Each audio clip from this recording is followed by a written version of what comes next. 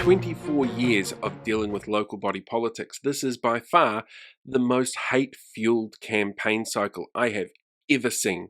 And there's a couple of reasons behind it, and some of them are fairly obvious, like the fact that there are a large number of candidates who are running in this local body election who have ties to New Conservatives, a political party which last election ran on some really regressive policies, particularly around Māori, single women, and homosexuals. And it is not going to get any better while these people feel that they can stand up and run because they are somehow in the majority. But there's other factors that have come into play for it as well. Things like the three waters argument is really easy to frame around race because part of the model involves making sure that there's iwi representation for co-governance. And there are some parties out there that have been fighting against co-governance while trying not to sound racist and failing completely. There's also other factors that come into play though about how misinformation itself is actually spread. Earlier this year, researchers found that 7 people were responsible for the vast majority of misinformation spread to people in organisations and groups and locations like the Wellington protest.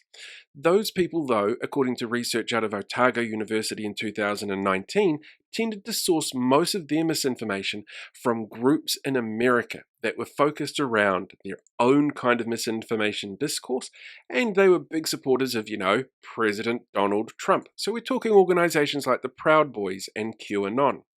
That media that they were creating and the way that they were putting their message across, with its inherent violence and threatening overtones, has been transferred over here and manipulated and changed slightly for a local New Zealand audience because we are very culturally different to the United States when it comes to what we expect from our politics, our politicians, and the way that people behave in society.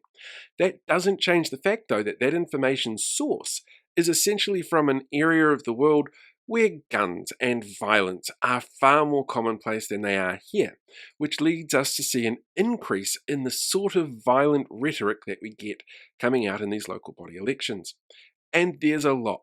I've never seen local body election candidates who are so homophobic, misogynistic, sexist, and racist.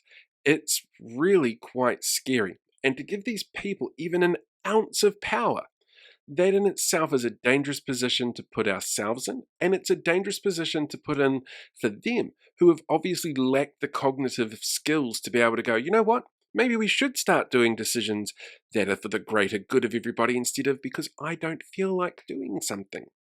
So yeah, this has been a really hateful campaign. And I hate to tell you this, it's setting us up for an even worse one at next year's general election.